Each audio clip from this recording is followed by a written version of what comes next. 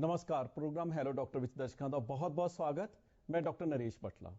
प्यारे दर्शकों, जो अजकल सेहत की गल की जाए, जो सोचा जाए कि चलो किस बीमारी की डिस्कशन की जाए, तो जहन में एको ही ख्याल आता है, कोरोना वायरस।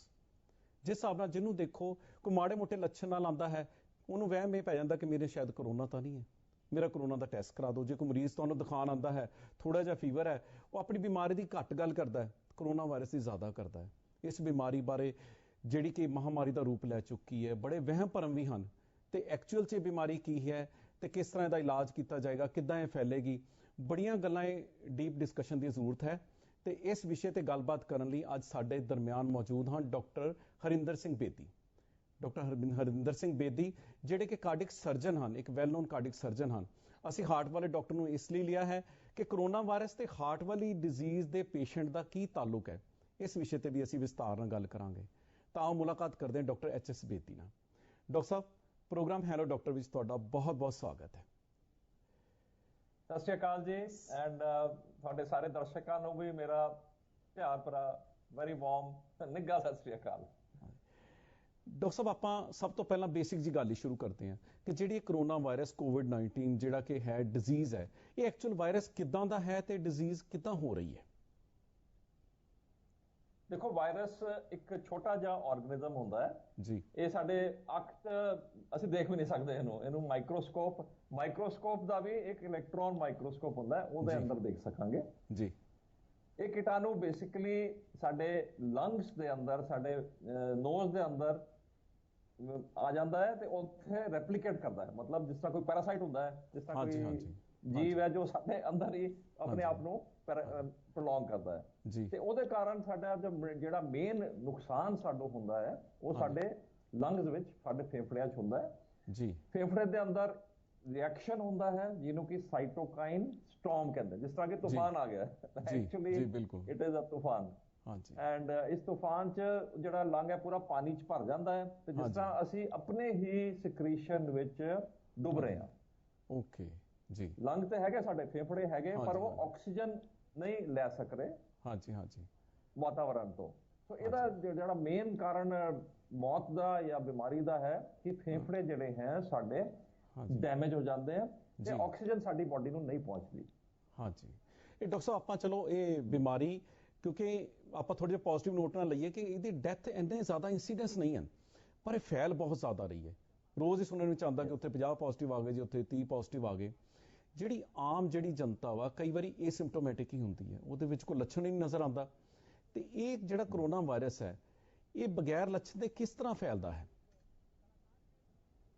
ਜੀ, ਜਦ ਸਾਨੂੰ ਇਨਫੈਕਸ਼ਨ ਹੁੰਦੀ ਹੈ ਤੇ ਕਰੀਬ 10 ਦਿਨ ਤੱਕ ਤੇ ਉਹ ਵਾਇਰਸ ਸਾਡੇ ਅੰਦਰ ਚੁੱਪਚਾਪ ਬੈਠਾ ਰਹਿੰਦਾ ਹੈ। ਹਾਂਜੀ ਹਾਂਜੀ। ਇਹਨੂੰ ਅਸੀਂ ਅਸਿਮਟੋਮੈਟਿਕ ਕਹਿੰਦੇ ਆ ਕਿ ਸਾਨੂੰ ਕੋਈ ਲੱਛਣ ਨਹੀਂ ਹੈ, ਸਾਨੂੰ ਕੋਈ ਬੁਖਾਰ ਨਹੀਂ ਹੈ, ਕੋਈ ਖਾਂਸੀ ਨਹੀਂ ਹੈ। ਹਾਂਜੀ ਹਾਂਜੀ। ਸਿਰਫ ਘਬਰਾਉਣ ਦੀ ਗੱਲ ਇਹ ਹੈ ਕਿ ਇਸ ਦੌਰਾਨ ਵੀ ਇਹ ਵਾਇਰਸ ਅਸੀਂ ਦੂਜੇ ਬੰਦੇ ਨੂੰ ਦੇ ਸਕਦੇ ਆ। ਜੀ ਜੀ। ਜਦ ਸਾਨੂੰ ਲੱਛਣ ਨਹੀਂ ਵੀ ਹੈ, ਸੋ ਅਸੀਂ ਸਾਨੂੰ ਲੱਗਦਾ ਕਿ ਅਸੀਂ ਤਾਂ ਠੀਕ ਹੈ, ਸਾਨੂੰ ਤਾਂ ਬੁਖਾਰ ਵੀ ਨਹੀਂ ਹੈ, ਅਸੀਂ ਬਾਜ਼ਾਰ 'ਚ ਘੁੰਮ ਰਹੇ ਹਾਂ ਐਂਡ ਅਸੀਂ ਜੇ ਥੋੜਾ ਵੀ ਖਾਂਸੀ ਕਰੀਏ, ਛਿੱਕ ਆਏ ਸਾਨੂੰ ਤੇ ਉਹ ਸਾਡੇ ਮੂੰਹ 'ਚੋਂ ਨਿਕਲ ਕੇ ਵਾਤਾਵਰਣ 'ਚ ਉਹ ਕੀਟਾਣੂ ਆ ਜਾਂਦਾ ਹੈ। ਹਾਂਜੀ।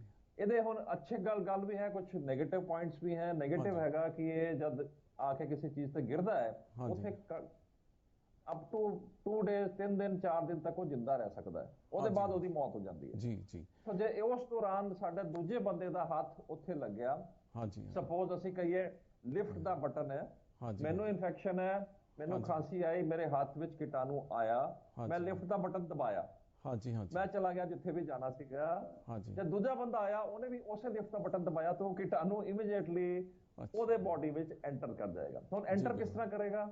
ਹਾਂਜੀ, ਸਿਰਫ 3 ਜਗ੍ਹਾ ਹੈਗੀਆਂ, ਅੱਖਾਂ, ਹਾਂਜੀ, ਨੋਜ਼ ਐਂਡ ਮਾਊਥ। ਓਕੇ। ਸੋ ਕੀਟਾਣੂ ਸਾਡੀ ਬੋਡੀ ਵਿੱਚ ਖਾਣੇ 'ਚ ਨਹੀਂ ਆਏ, ਹਾਂਜੀ ਹਾਂਜੀ, ਬਲੱਡ 'ਚੋਂ ਨਹੀਂ ਆਏਗਾ, ਹਾਂਜੀ, ਬਾਥਰੂਮ 'ਚੋਂ ਵੈਸੇ ਨਹੀਂ ਆਏਗਾ, ਜਿਸ ਤਰ੍ਹਾਂ ਕਹਿੰਦੇ ਨਾ ਫੀਸਿਸ ਸਟੂਲਸ ਤੋਂ, ਉੱਥੋਂ ਨਹੀਂ ਆਏਗਾ, ਸਿਰਫ ਉਹ ਜਿਹੜਾ ਸਾਡੇ ਹੱਥ 'ਚ ਲੱਗਿਆ ਹੈ ਤੇ ਹੱਥ ਤੋਂ ਆਈ, ਅੱਖ, ਨੋਜ਼ ਜਾਂ ਮਾਊਥ। ਜੀ। ਇਹ 3 ਚੀਜ਼ਾਂ ਚੋਂ ਹੀ मतलब ज्यादातर ਇਹਦਾ ਟ੍ਰਾਂਸਮਿਸ਼ਨ ਦਾ ਇਹੀ ਹੈ, ਤਾਂ ਹੀ ਕਹਿੰਦੇ ਕਿ ਤੁਸੀਂ ਹੁਣ ਅੱਜ ਕੱਲ ਨਮਸਤੇ ਸਤਿ ਸ੍ਰੀ ਅਕਾਲ ਹੀ ਕਰੋ ਬਜਾਏ ਹੱਥ ਮਿਲਾਉਣ ਦੇ। ਹਾਂਜੀ ਹਾਂਜੀ ਬਿਲਕੁਲ। ਹਾਂਜੀ ਡਾਕਟਰ ਸਾਹਿਬ, ਮੁੱਖ ਤੌਰ ਤੇ ਕੀ ਲੱਛਣ ਕੀ ਹੁੰਦੇ ਹਨ ਜਦੋਂ ਜੇ ਲੱਛਣ ਆ ਹੀ ਜਾਂਦੇ ਹਨ ਕੋਰੋਨਾ ਵਾਇਰਸ? ਜ਼ਿਆਦਾਤਰ ਲੱਛਣ ਕਿਸ ਨਾਲ ਆਉਂਦਾ ਹੈ? ਕਿਉਂਕਿ ਆਮ ਫਲੂ ਵੀ ਤਾਂ ਫਲੂ ਹੈ, ਇਹ ਵੀ ਫਲੂ ਹੈ, ਕਿਉਂਕਿ ਫਲੂ ਲਾਈਕ ਸਿੰਪਟਮ ਤਾਂ ਬੜਿਆਂ ਨੂੰ ਆ ਜਾਂਦੇ ਹਨ, ਇਹ ਉਸ ਤੋਂ ਕਿੱਦਾਂ ਭਿੰਨ ਹੈ? ਸੋ ਇਹਦੇ ਲੱਛਣ ਬੇਸਿਕਲੀ ਇੱਕ ਤੇ ਬੁਖਾਰ ਆਏਗਾ ਸਾਨੂੰ, ਹਾਂਜੀ, ਬੁਖਾਰ ਦੇ ਨਾਲ ਖਾਂਸੀ ਹੋਏਗੀ, ਖਾਂਸੀ ਡਰਾਈ ਹੋਏਗੀ, ਉਹਦੇ 'ਚ ਕੋਈ ਬਲਗਮ ਨਹੀਂ ਆਏਗੀ ਜੀ। ਸੋ ਇਹ ਦੋ ਮੇਨ ਲੱਛਣ ਇਹ ਨੇ।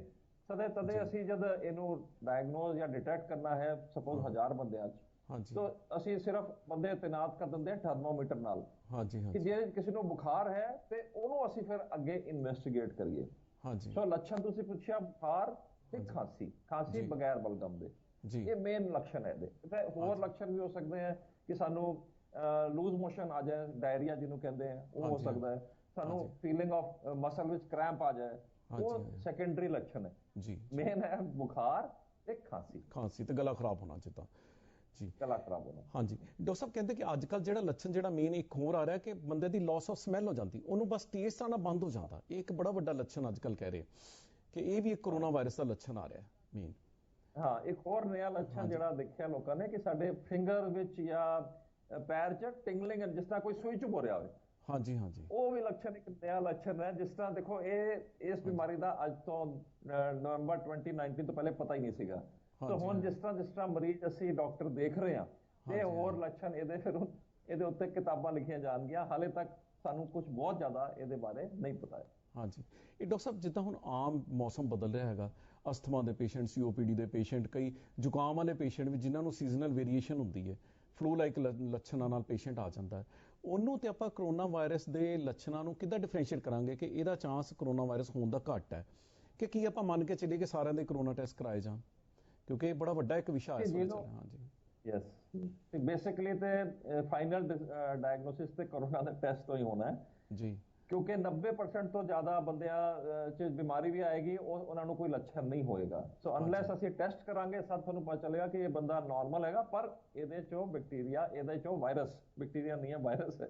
ਸੋ ਉਹ ਟੈਸਟ ਕਰਨੇ ਤੋਂ ਬਗੈਰ ਅਸੀਂ ਕਹਿ ਨਹੀਂ ਸਕਦੇ ਕਿ ਕਿਹੜਾ ਇਨਸੀਡੈਂਸ ਐਕਚੁਅਲੀ ਕਿੰਨਾ ਹੈਗਾ ਜੀ। ਇਹ ਡਾਕਟਰ ਸਾਹਿਬ ਜਿਹੜਾ ਹੁਣ ਜਿੱਦਾਂ ਇਹ ਬਹੁਤ ਜ਼ਿਆਦਾ ਫੈਲ ਰਿਹਾ, ਤੇ ਆਮ ਆਪਾਂ ਲੋਕਾਂ ਨੂੰ ਜੇ ਇਹਤਿਆਤ ਵਰਤਣ ਦਾ ਦੱਸੀਏ ਕਿ ਤੁਸੀਂ ਇੱਦਾਂ ਕਰੋ, ਇਹ ਲਾਈਫ ਸਟਾਈਲ ਤੁਹਾਡਾ ਹੋਣਾ ਚਾਹੀਦਾ, ਇਹ ਆਪਾਂ ਕਿਸ ਤਰ੍ਹਾਂ ਕੀ ਹਦਾਇਤਾਂ ਦਾਂਗੇ ਉਹਨਾਂ ਨੂੰ? ਇਹਦਾ ਜੀ ਬਿਲਕੁਲ ਕਾਮਨ ਸੈਂਸ ਚੀਜ਼ਾਂ ਹੈਗੀਆਂ। ਹਾਂਜੀ, ਕੋਈ ਵੀ ਹਾਈਟੈਕ ਮਹਿੰਗੀ ਚੀਜ਼ ਅਸੀਂ ਨਹੀਂ ਦੱਸ ਰਹੇ ਹਾਂ। ਹਾਂਜੀ, ਸੋਸ਼ਲ ਡਿਸਟੈਂਸਿੰਗ ਕਰੋ।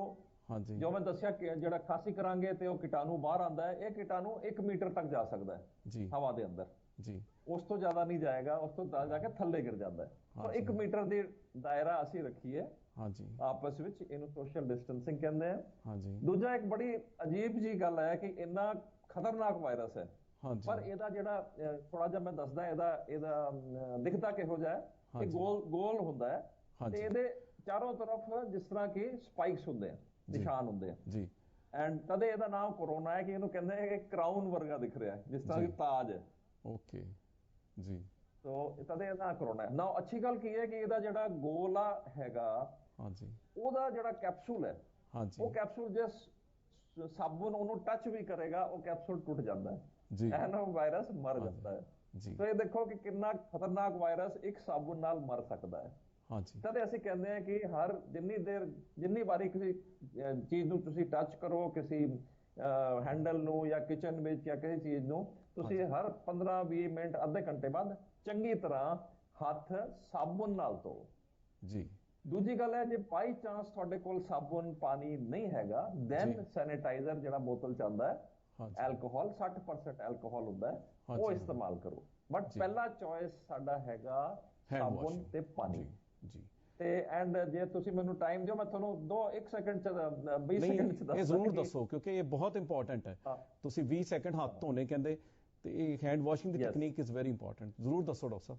ਹਾਂ, ਹਾਂਜੀ, ਇੱਕ ਤੇ ਕਿੰਨੀ ਦੇਰ ਲਈ ਕਰਨਾ ਹੈ? 20 ਸੈਕਿੰਡ ਲਈ ਕਰਨਾ ਹੈ। ਹਾਂਜੀ, ਜੇ ਤੁਸੀਂ ਕੋਈ ਪੁੱਛੇ ਜੀ 20 ਸੈਕਿੰਡ ਮੈਨੂੰ ਘੜੀ ਨਹੀਂ ਹੈਗੀ, ਤੁਸੀਂ ਕਹੋ ਜੀ ਹੈਪੀ ਬਰਥਡੇ ਟੂ ਯੂ, ਹਾਂਜੀ ਹਾਂਜੀ, 2 ਵਾਰੀ ਗਾਓ, ਉਹਦੇ 'ਚ 20 ਸੈਕਿੰਡ ਹੋ ਜਾਣਗੇ ਜੀ ਜੀ। ਹੁਣ ਇਹਦਾ ਸਿੰਪਲ ਜਿਹਾ ਨੁਸਖਾ ਹੈ, ਕਹਿੰਦਾ ਜੀ ਮੈਂ ਹੱਥ ਧੋ ਲਏ, ਇਹ ਹੱਥ ਧੋਣਾ ਨਹੀਂ ਹੁੰਦਾ। ਅਸੀਂ ਕਹਿੰਦੇ ਆ ਸੁਮਨ ਕੇ, SUMAN-K, ਸਿੱਧਾ ਹੱਥ ਇਸ ਤਰ੍ਹਾਂ, ਹਾਂਜੀ, U ਉਲਟਾ ਹੱਥ, ਹਾਂਜੀ, M ਮੁੱਠੀ, ਹਾਂਜੀ, ਠੀਕ ਹੈ, A ਅੰਗੂਠਾ, ਹਾਂਜੀ, ਇਸ ਤਰ੍ਹਾਂ, ਹਾਂਜੀ, N ਨਾਖੂਨ, ਹਾਂਜੀ, ਐਂਡ ਲਾਸਟ ਵਿੱਚ K ਹੈਗਾ ਕਲਾਈ। अच्छा, तो सुमन के याद तो बड़ा रखो, बड़ा सोना सुमन तरीका के। दस्या डॉक्टर साहब, बहुत अच्छा दस्या ते जी। भुलोगे नहीं फिर ते 20 सेकंड सो हैंड वाशिंग ਜਿਹੜੀ ਹੈ ਜ਼ਿਆਦਾ, हाँ ਹਾਂਜੀ बहुत जरूरी, ਹਾਂਜੀ social distancing and hand wash, ये हाँ सब जी। तो ज्यादा जरूरी है। हाँ जी। तीजा गल है मास्क पहना। मास्क, तो हाँ जी मास्क ਆਪਾਂ नॉर्मल आदमी घर च भी बना सकता है। हाँ जी 3 लेयर कपड़िਆਂ ਦਾ, 3 लेयर मास्क। जी जी ਜੇ ਉਹ ਨਹੀਂ ਹੈਗਾ ਤੇ ਰੁਮਾਲ ਨਾਲ ਵੀ ਮਾਸਕ ਬਣ ਸਕਦੇ ਨੇ, ਕੁਝ ਵੀ ਨਹੀਂ ਹੈਗਾ ਦੁਪੱਟੇ ਨਾਲ ਵੀ ਬਣ ਸਕਦੇ ਆ, ਬਟ ਆਈਡੀਅਲੀ ਤੁਸੀਂ ਇੱਕ 3 ਲੇਅਰ ਮਾਸਕ ਬਣਾ ਸਕਦੇ ਹੋ। ਨਹੀਂ ਇਵਨ ਦੁਪੱਟੇ ਨੂੰ ਵੀ ਫਿਰ 3 ਲੇਅਰ ਬਣਾਓ ਜੇ ਤੁਸੀਂ ਬਣਾਉਣਾ। ਹਾਂਜੀ 3 ਲੇਅਰ ਕਰ ਸਕਦੇ, ਬਿਲਕੁਲ ਕਰ ਸਕਦੇ ਆ। ਤੇ ਜਿਹੜਾ ਅਦਰਵਾਈਜ਼ ਜਿਹੜਾ ਮਾਸਕ ਹੁੰਦਾ ਹੈ ਡਾਕਟਰਸ ਦਾ, ਉਹਨੂੰ N95 ਕਹਿੰਦੇ ਆ। ਹੁਣ N95 ਮੈਂ ਤੁਹਾਨੂੰ ਦਿਖਾਣਾ ਹੈ, ਇਹਨੂੰ N95 ਮਾਸਕ ਕਹਿੰਦੇ ਆ। ਹਾਂਜੀ ਇਹ ਜੇ ਸਾਨੂੰ ਬਿਮਾਰੀ ਹੈ ਜਾਂ ਅਸੀਂ ਡਾਕਟਰ ਹੈ ਜਾਂ ਨਰਸ ਹੈ ਜਿਹੜੇ ਕਿ ਇਸ ਬਿਮਾਰੀ ਦੇ ਪੇਸ਼ੈਂਟਸ ਦਾ ਇਲਾਜ ਕਰ ਰਹੇ ਆ, ਤੇ ਸਾਨੂੰ ਇਹ ਵਾਲਾ ਮਾਸਕ ਪਾਣਾ ਚਾਹੀਦਾ ਹੈ। 95 ਦਾ ਮਤਲਬ ਹੈ 95% ਆਫ ਵਾਇਰਸ ਇਹਦੇ ਚੋਂ ਅੰਦਰ ਨਹੀਂ ਜਾ ਸਕਦੇ, ਇਹ ਤਾਂ ਬਾਹਰ ਹੀ ਰਹਿ ਜਾਣਗੇ। ਸੋ ਇਹ N95 ਮਾਸਕ ਹੈ, ਇਹ ਤੁਹਾਨੂੰ ਨਾਰਮਲ ਆਦਮੀ ਨੂੰ ਪਾਉਣ ਦੀ ਲੋੜ ਨਹੀਂ ਹੈ। ਇਹ ਸਿਰਫ ਜੇ ਤੁਹਾਨੂੰ ਇਨਫੈਕਸ਼ਨ ਹੈ ਜਾਂ ਤੁਸੀਂ ਕੋਈ ਇਨਫੈਕਟਡ ਪੇਸ਼ੈਂਟ ਨੂੰ ਇਲਾਜ ਕਰ ਰਹੇ ਹੋ, ਫਿਰ ਇਹ ਮਾਸਕ ਹੈ। ਅਦਰਵਾਈਜ਼ ਤੁਹਾਡਾ ਨਾਰਮਲ ਮਾਸਕ ਤੁਸੀਂ ਪਾ ਸਕਦੇ ਹੋ। ਨਾਰਮਲ ਮਤਲਬ ਜਿਹੜੀ ਆਮ ਪਬਲਿਕ ਹੈ, ਜਿਹੜੇ ਘਰ ਜਾਂ ਛੋਟੇ ਮੋਟੇ ਕੰਮ ਲਈ ਬਾਹਰ ਨਿਕਲਦੇ, ਪਹਿਲੀ ਗੱਲ ਤਾਂ ਮਾਸਕ ਪਾਓ ਜ਼ਰੂਰ, ਪਾਣਾ ਜ਼ਰੂਰ ਹੈ, ਪਾਣਾ ਜ਼ਰੂਰ ਜੀ। ਤੇ ਪਾਣਾ ਤੇ 3 ਲੇਅਰ ਹੀ ਪਾ ਸਕਦੇ, ਸਿੰਪਲ ਮਾਸਕ ਪਾ ਸਕਦੇ ਹੈ। ਹਾਂਜੀ ਇਹ ਹੁਣ ਲੀਗਲ ਵੀ ਹੋ ਗਿਆ, ਜੇ ਨਹੀਂ ਪਾਓਗੇ ਤਾਂ ਤੁਹਾਨੂੰ ਜੁਰਮਾਨਾ ਵੀ ਹੋ ਸਕਦਾ ਹੈ। ਹਾਂਜੀ ਹਾਂਜੀ ਨਹੀਂ ਮਾਸਕ ਦੀ ਤਾਂ ਖੈਰ ਅਹਿਮੀਅਤ ਹੈ ਹੀ, ਬਹੁਤ ਜ਼ਰੂਰੀ ਅਹਿਮੀਅਤ ਹੈ। ਡਾਕਟਰ ਸਾਹਿਬ ਫਿਰ ਆਪਾਂ ਸਪੋਜ਼ ਇਹ ਮਰੀਜ਼ ਤੁਹਾਡੇ ਕੋਲ ਆਉਂਦਾ, ਕਿਹੜੇ ਮਰੀਜ਼ ਜ਼ਿਆਦਾ ਪ੍ਰੋਨ ਹੁੰਦੇ ਹੈ ਕਰੋਨਾ ਵਾਇਰਸ ਦੀ ਡਿਜ਼ੀਜ਼ ਨੂੰ ਹੋਣ ਦੇ? ਦੇਖੋ ਇੱਕ ਤੇ ਹੈਗਾ ਕਿਹੜੇ ਪ੍ਰੋਨ ਹੁੰਦੇ ਆ, ਦੂਜਾ ਹੈਗਾ ਕਿ ਕਿਹੜਿਆਂ 'ਚ ਬਿਮਾਰੀ ਹੋ ਜਾਏ ਤੇ ਉਹਨਾਂ ਨੂੰ ਜ਼ਿਆਦਾ ਡੇਂਜਰ ਹੈ। ਸੋ ਜੇ ਬੰਦਾ 60 ਜਾਂ 65 ਸਾਲ ਤੋਂ ਵੱਡਾ ਹੈਗਾ, ਜੇ ਉਹਨੂੰ ਹਾਰਟ ਦੀ ਬਿਮਾਰੀ ਆਲਰੇਡੀ ਹੈ, ਤੇ ਜੇ ਉਹਨੂੰ ਸ਼ੂਗਰ ਹੈ, ਤੇ ਉਸ ਬੰਦੇ ਨੂੰ ਥੋੜਾ ਜਿਹਾ ਕੰਪਲਿਕੇਸ਼ਨ ਰੇਟ ਜ਼ਿਆਦਾ ਹੋ ਸਕਦਾ ਹੈ। ਸੋ ਉਹ ਜਿਹੇ ਬੰਦਿਆਂ ਨੂੰ ਅਸੀਂ ਜ਼ਿਆਦਾ ਫਿਕਰ ਕਰਦੇ ਹਾਂ ਕਿ ਇਹੋ ਜਿਹੇ ਬੰਦੇ ਨੂੰ ਇਨਫੈਕਸ਼ਨ ਨਾ ਹੋਏ। ਜੇ ਇਨਫੈਕਸ਼ਨ ਹੋ ਗਈ ਉਹਨੂੰ ਤੇ ਫਿਰ ਥੋੜਾ ਜਿਹਾ ਰਿਜ਼ਲਟਸ ਇਹੋ ਜਿਹੇ ਬੰਦਿਆਂ 'ਚ ਥੋੜੇ ਨਾਰਮਲ ਤੋਂ ਖਰਾਬ ਹੋ ਸਕਦੇ ਆ। ਡਾਕਟਰ ਸਾਹਿਬ ਪਤਾ ਕੀ ਡਾਕਟਰ ਸਾਹਿਬ ਜਿਹੜਾ ਏਜ ਦਾ ਫੈਕਟਰ ਬੜਾ ਜ਼ਿਆਦਾ ਇਹ ਕਰ ਰਿਹਾ ਹੈ ਕਿ ਏਜ ਹੋਣੀ ਚਾਹੀਏ, ਏਜ ਜਿਹੜੀ 65 ਹੈ ਜਾਂ ਕਿੰਨੀ ਹੈ, ਏਜ ਦਾ ਕਿਉਂ ਇੰਨਾ ਵੱਡਾ ਕ੍ਰਾਈਟੇਰੀਆ ਹੈ? 65 ਤੇ ਜਸਟ ਕਟ ਆਫ ਪੁਆਇੰਟ ਹੈ। ਬੇਸਿਕਲੀ ਜਿਸ ਤਰ੍ਹਾਂ ਸਾਡੀ ਉਮਰ ਵੱਧਦੀ ਹੈ, ਸਾਡੀ ਇਮਿਊਨਿਟੀ ਘਟ ਜਾਂਦੀ ਹੈ। ਸਾਡੇ ਜਿਹੜੇ ਸਾਰੇ ਆਰਗਨਸ ਹੈ ਉਹਨਾਂ ਦਾ ਰੱਬ ਨੇ ਸਪੋਜ਼ 100 ਸਾਲ ਦਿੱਤਾ ਹੈ, ਤਾਂ ਉਹਨਾਂ ਦਾ ਆਲਰੇਡੀ 60% ਉਹਨਾਂ ਦਾ ਐਫੀਕੇਸੀ ਘਟ ਗਈ ਹੈ। ਸੋ ਦੈਟਸ ਵਾਈ ਉਹ ਪੇਸ਼ੈਂਟ ਜਿਹੜਾ ਹੈ ਉਹਦੇ 'ਚ ਜ਼ਿਆਦਾ ਰਿਸਕ ਹੋ ਜਾਂਦਾ। ਨਾ ਅੱਛੀ ਗੱਲ ਕੀ ਹੈ ਵੀ ਕਿ ਜੇ 100 ਨੂੰ ਹੋਏਗਾ ਤੇ 90 ਨੂੰ ਤੇ ਅਸਿਮਟੋਮੈਟਿਕ ਹੋਣਗੇ, ਠੀਕ ਹੈ। ਸੋ ਬੱਚੇ 10% ਜਾਂ 10, ਉਸ 10 'ਚ ਵੀ 8 'ਚ ਬਿਮਾਰੀ ਇਹੋ ਜਿਹੀ ਹੋਏਗੀ, ਤੁਸੀਂ ਉਹਨੂੰ ਕਹੋ ਜੀ ਤੂੰ ਜਾਂ ਤੇ ਹਸਪੀਟਲ ਐਡਮਿਟ ਹੋ ਜਾ ਜਾਂ ਘਰ ਜਾ ਕੇ ਇੱਕ ਕਮਰੇ 'ਚ ਸੈਲਫ ਕੁਆਰੰਟਾਈਨ, ਮਤਲਬ ਕਮਰੇ 'ਚ ਬੰਦ ਕਰ ਲਓ, ਬਾਕੀ ਘਰ ਵਾਲਿਆਂ ਨੂੰ ਘੱਟ ਤੋਂ ਘੱਟ ਮਿਲੋ। ਉਹ 8 ਬੰਦੇ ਤੋਂ ਉਹ ਨਾਰਮਲ ਠੀਕ ਹੋ ਜਾਣਗੇ, ਚਾਹੇ ਉਹਨਾਂ ਦਾ ਆਪਾਂ ਬਾਈ ਚਾਂਸ ਕੁਝ ਵੀ ਨਾ ਵੀ ਕਰੀਏ। ਸਿਰਫ 2% ਹੈ, 1 ਤੋਂ 2% ਜਿਨ੍ਹਾਂ ਨੂੰ ਹਸਪੀਟਲ 'ਚ ਐਡਮਿਸ਼ਨ ਦੇ ਬਾਅਦ ਵੀ ਉਹਨੂੰ ਆਕਸੀਜਨ ਦੀ ਲੋੜ ਪੈ ਸਕਦੀ ਹੈ ਜਾਂ ਉਹਨਾਂ ਨੂੰ ਵੈਂਟੀਲੇਟਰ ਦੀ ਜ਼ਰੂਰਤ ਪੈ ਸਕਦੀ ਹੈ। ਸੋ ਐਕਚੁਅਲੀ ਜਿਹੜਾ ਮੋਰਟੈਲਿਟੀ ਰੇਟ ਹੈ ਜਾਂ ਡੈਥ ਰੇਟ ਜ਼ਿਆਦਾ ਨਹੀਂ ਹੈ ਨਾਰਮਲ ਪੋਪੂਲੇਸ਼ਨ 'ਚ। ਓਨਲੀ ਜਿਹੜੇ ਬਜ਼ੁਰਗ ਨੇ, ਜਿਨ੍ਹਾਂ ਨੂੰ ਡਾਇਬੀਟੀਜ਼ ਹੈ, ਜਿਨ੍ਹਾਂ ਨੂੰ ਬਲੱਡ ਦੇ ਹਾਰਟ ਦੀ ਡਿਜ਼ੀਜ਼ ਹੈ, ਉਹਨਾਂ 'ਚ ਮੋਰਟੈਲਿਟੀ ਥੋੜੀ ਜ਼ਿਆਦਾ ਹੈ। ਇਹ ਡਾਕਟਰ ਸਾਹਿਬ ਜਿੱਦਾਂ ਹੁਣ ਆਪਾਂ ਪ੍ਰੋਬਲਮ ਹੈ ਇਨਫੈਕਟਿਵ ਬਹੁਤ ਜ਼ਿਆਦਾ ਹੈ। ਦੈਟ ਇਜ਼ ਵਾਈ ਅਸੀਂ ਤੇ ਗਵਰਨਮੈਂਟ ਇੰਨੀ ਡਰੀ ਹੋਈ ਹੈ ਕਿ ਇਨਫੈਕਸ਼ਨ, ਕਿਉਂਕਿ ਜੇ ਮੈਨੂੰ ਹੋ ਗਿਆ ਤਾਂ ਮੈਂ ਤੁਹਾਨੂੰ ਦੇਣ ਦੇ ਚਾਂਸਸ ਬਹੁਤ ਜ਼ਿਆਦਾ ਨੇ ਜੀ। ਮਤਲਬ ਫੈਲਦਾ ਬਹੁਤ ਜਲਦੀ ਪਿਆ, ਇੱਕ ਦੂਸਰੇ ਤੋਂ ਬਹੁਤ ਜਲਦੀ ਫੈਲਦਾ, ਕਿਉਂਕਿ ਫੈਲਦਾ ਟੱਚ ਨਾਲ ਹੈ, ਫੋਮਾਈ ਟ੍ਰਾਂਸਮਿਸ਼ਨ ਹੈ, ਜਿੱਥੋਂ ਟੱਚ ਹੋ ਗਿਆ ਤੇ ਉਹ ਹੋ ਗਿਆ। ਤੇ ਡਾਕਟਰ ਸਾਹਿਬ ਜਿੱਦਾਂ ਹੁਣ ਆਪਾਂ ਕੰਟੈਕਟ ਨੂੰ ਹੋਮ ਕੁਆਰੰਟਾਈਨ ਕਰ ਦਿੱਤਾ ਕਈਆਂ ਨੂੰ, ਤੇ ਜਿਹੜਾ ਹੋਮ ਕੁਆਰੰਟਾਈਨ ਹੈ ਬੜੇ ਵੱਡਾ ਇਸ਼ੂ ਹੈਗਾ, ਕਿਉਂਕਿ ਬੜਾ ਘਰ ਦੇ ਸਾਰੇ ਮੈਂਬਰ ਆ, ਉਹਨਾਂ ਦੇ ਘਰ ਦੇ ਵਿੱਚ ਬਜ਼ੁਰਗ ਵੀ ਆਪਾਂ ਹੋਮ ਕੁਆਰੰਟਾਈਨ ਕਰਤਾ। ਜਿਹੜੇ ਬੰਦੇ ਨੂੰ ਹੋਮ ਕੁਆਰੰਟਾਈਨ ਕਰ ਦਿੱਤਾ 14 ਦਿਨ ਲਈ, ਉਹ ਕੀ ਕੀ ਹਦਾਇਤ ਰੱਖੇ, ਕਿੱਦਾਂ ਦਾ ਲਾਈਫ ਸਟਾਈਲ ਆਪਣੇ ਘਰ ਦੇ ਵਿੱਚ ਅਪਣਾਏ? ਦੇਖੋ ਇੱਕ ਤੇ ਜਿੱਥੇ ਤੱਕ ਹੋ ਸਕੇ ਬਾਕੀ ਫੈਮਿਲੀ ਮੈਂਬਰ ਨਾਲ 1 ਮੀਟਰ ਦੀ ਦੂਰੀ ਰੱਖੇ। ਡਿਸਟੈਂਸ ਉਹ ਘਰ ਦੇ ਅੰਦਰ ਵੀ ਕਰਨਾ ਪਏਗਾ। ਹੋ ਸਕੇ ਤੇ ਉਹਦਾ ਕਮਰਾ ਵੱਖਰਾ ਹੋਣਾ ਚਾਹੀਦਾ ਹੈ, ਉਹਦਾ ਬਾਥਰੂਮ ਵੱਖਰਾ ਹੋਣਾ ਚਾਹੀਦਾ ਹੈ, ਉਹਦਾ ਖਾਣਾ ਵੀ ਅਲੱਗ ਪਲੇਟ, ਉਹਦਾ ਪਲੇਟ ਵਗੈਰਾ ਸਾਰੀ ਵੱਖਰੀ ਹੋਣੀ ਚਾਹੀਦੀ ਹੈ। ਸੋ ਇਹ ਤੇ ਕੋਈ ਵੀ ਇਨਫੈਕਸ਼ਨ ਲਈ ਇਹ ਸਿੰਪਲ ਕਾਮਨ ਸੈਂਸ ਮੈਥਡਸ ਨੇ ਕਿ ਇਹ ਕਰਨਾ ਜ਼ਰੂਰੀ ਹੈ। ਐਂਡ ਆਫ ਕੋਰਸ ਉਹ ਬਾਹਰ ਨਹੀਂ ਜਾ ਸਕਦਾ, ਘਰ ਦੇ ਅੰਦਰ ਹੀ ਉਹਨੂੰ ਰਹਿਣਾ ਹੈ। ਕੋਈ ਬਾਹਰ ਦਾ ਬੰਦਾ ਆਏ ਤੇ ਉਹਨੂੰ ਨਾ ਮਿਲੇ। ਇਹ ਸਿੰਪਲ, ਇਹ ਕੋਈ ਬਹੁਤ ਮੁਸ਼ਕਲ ਕੰਮ ਨਹੀਂ ਹੈ। ਆਫ ਕੋਰਸ ਇਹਦੇ ਚ ਆਦਮੀ ਬੋਰ ਹੋ ਸਕਦਾ ਹੈ, ਪਰ ਅਦਰਵਾਈਜ਼ ਕੋਈ ਬਹੁਤ ਐਟਲੀਸਟ 14 ਦਿਨ ਤੁਸੀਂ ਖਿਆਲ ਰੱਖੋ ਤੇ ਤੁਹਾਡੀ ਲਾਈਫ ਬਚ ਸਕਦੀ ਹੈ, ਜਾਂ ਤੁਸੀਂ ਆਪਣੇ ਦੂਜੇ ਬੱਚਿਆਂ ਨੂੰ ਇਨਫੈਕਸ਼ਨ ਨਹੀਂ ਦੋਗੇ। ਨਾਲੇ ਉਹਨੂੰ ਚਾਹੀਦਾ ਕਿ ਮਾਸਕ ਆਪਣਾ ਹਮੇਸ਼ਾ ਹੀ ਪਹਿਨ ਕੇ ਰੱਖੇ, ਇਦਾਂ ਦਾ ਪੇਸ਼ੈਂਟ ਜਿਹੜਾ ਵੀ ਕੁਆਰੰਟਾਈਨ ਕੀਤਾ ਗਿਆ। ਹਾਂਜੀ ਹਾਂਜੀ ਡਾਕਟਰ ਸਾਹਿਬ, ਜਿੱਦਾਂ ਹੁਣ ਉਹਦੇ ਕੱਪੜੇ ਜਿਹੜੇ ਆ, ਕੱਪੜੇ ਧੋਣੇ ਅਲੱਗ ਧੋਣੇ ਚਾਹੀਦੇ ਆ ਸਾਬੁਨ ਨਾਲ, ਤੇ ਧੁੱਪ ਚ ਪਾ ਦੇਣੇ ਚਾਹੀਦੇ ਆ ਉਹਦੇ ਕੱਪੜੇ, ਬਾਕੀ ਫੈਮਿਲੀ ਮੈਂਬਰ ਦੇ ਕੱਪੜਿਆਂ ਨਾਲ ਟਾਵਲ ਉਹ ਮਿਕਸ ਅਪ ਨਾ ਹੋਵੇ। ਜੀ ਬਿਲਕੁਲ। ਡਾਕਟਰ ਸਾਹਿਬ, ਜਿੱਦਾਂ ਹੁਣ ਤੁਹਾਡੇ ਕਈ ਕ੍ਰੋਨਿਕ ਪੇਸ਼ੈਂਟ ਹੈ, ਬੜੇ ਪੁਰਾਣੇ ਪੇਸ਼ੈਂਟ ਤੁਹਾਡੇ ਕੋਲ, ਬੜੇ ਪੇਸ਼ੈਂਟ ਹਾਰਟ ਦੀ ਮੈਡੀਸਨ ਲੈਂਦੇ ਹੋਣੇ, ਕੋਈ ਜਿਹੜੇ ਲੈਂਦੇ, ਕਈ ਪੇਸ਼ੈਂਟ ਆ ਨਹੀਂ ਸਕਦੇ, ਕੀ ਹੁਣ ਆਪਾਂ ਫੋਨ ਕੰਸਲਟੇਸ਼ਨ ਦੇ ਸਕਦੇ? ਥੋੜਾ ਡਾਕਟਰ ਦਾ ਵੀ ਤਾਂ ਲਾਈਫ ਸਟਾਈਲ ਬਦਲਿਆ ਕਿ ਨਹੀਂ? ਬਹੁਤ ਬਦਲਿਆ ਜੀ। ਪਹਿਲੇ ਸਾਨੂੰ ਟੈਲੀ ਕੰਸਲਟੇਸ਼ਨ ਅਲਾਉਡ ਨਹੀਂ ਸੀਗਾ, ਐਂਡ ਕਾਰਨ ਸੀਗਾ ਕਿ ਬਈ ਕੁਝ ਨਾ ਕੁਝ ਮਿਸ ਹੋ ਸਕਦਾ ਹੈ। ਟੈਲੀਫੋਨ ਕੀਤਾ ਜੀ ਮੈਨੂੰ ਬੁਖਾਰ ਹੈ, ਤੇ ਮੈਂ 10 ਚੀਜ਼ਾਂ ਹੁੰਦੀਆਂ ਬੁਖਾਰ ਦਾ ਕਾਰਨ, ਬਿਨਾਂ ਪੇਸ਼ੈਂਟ ਦੇਖੇ ਕਹਿਣਾ ਮੁਸ਼ਕਿਲ ਹੁੰਦਾ ਹੈ। ਬਟ ਹੁਣ ਕਿਉਂਕਿ ਹਾਲਾਤ ਇਹੋ ਜਿਹੇ ਨੇ, ਸੋ ਗਵਰਨਮੈਂਟ ਨੇ ਟੈਲੀ ਕੰਸਲਟੇਸ਼ਨ ਨੂੰ ਲੀਗਲਾਈਜ਼ ਕਰਤਾ ਹੈਗਾ ਜੀ। ਸੋ ਜੇ ਤੁਹਾਨੂੰ ਛੋਟੀ ਮੋਟੀ ਬਿਮਾਰੀ ਹੈ, ਤੁਸੀਂ ਹਸਪੀਟਲ ਨਾ ਆਓ ਪਲੀਜ਼। ਅਸੀਂ ਤੁਹਾਡੀ ਹਦਾਇਤ ਦਿੰਦੇ ਕਿ ਹਸਪੀਟਲ ਨਾ ਆਓ। ਸਾਡੇ ਸਾਰੇ ਡਾਕਟਰਾਂ ਦੇ, ਮੋਸਟ ਡਾਕਟਰਾਂ ਦੇ ਟੈਲੀ ਕੰਸਲਟ ਦੇ ਨੰਬਰ ਹੈਗੇ, ਤੁਸੀਂ ਫੋਨ ਕਰਕੇ, ਜਿਸ ਤਰ੍ਹਾਂ ਮੈਂ ਤੁਹਾਨੂੰ ਹੁਣ ਦੇਖ ਰਿਹਾ ਹਾਂ ਥਰੂ ਇੰਟਰਨੈਟ, ਮੈਂ ਤੁਹਾਨੂੰ ਐਜ਼ ਅ ਪੇਸ਼ੈਂਟ ਵੀ ਥਰੂ ਇੰਟਰਨੈਟ ਦੇਖ ਸਕਦਾ। ਸੋ ਉਹਦਾ 90% ਦਾ ਇਲਾਜ ਅਸੀਂ ਫੋਨ ਤੇ ਹੀ ਕਰ ਸਕਦੇ ਹਾਂ। ਆਫ ਕੋਰਸ ਜੇ ਤੁਹਾਨੂੰ ਐਮਰਜੈਂਸੀ ਲੱਗਦੀ ਹੈ, ਸਪੋਜ਼ ਹਾਰਟ ਦਾ ਹੈ, ਤੁਹਾਨੂੰ ਛਾਤੀ 'ਚ ਦਰਦ ਹੋ ਰਿਹਾ ਹੈ, ਤਰੇਲੀਆਂ ਆ ਰਹੀ ਹੈ, ਫਿਰ ਤੁਸੀਂ ਫੋਨ ਕਰਕੇ ਡਾਕਟਰ ਨੂੰ ਕਿ ਜੀ ਮੈਂ ਕਿੱਥੇ ਆਵਾਂ, ਉਹ ਤੁਹਾਨੂੰ ਦੱਸੇਗਾ ਇਸ ਹਸਪੀਟਲ 'ਚ ਮੈਂ ਕੰਮ ਕਰ ਰਿਹਾ, ਇੱਥੇ ਆਓ, ਇਮੀਡੀਏਟਲੀ ਜਾਓ।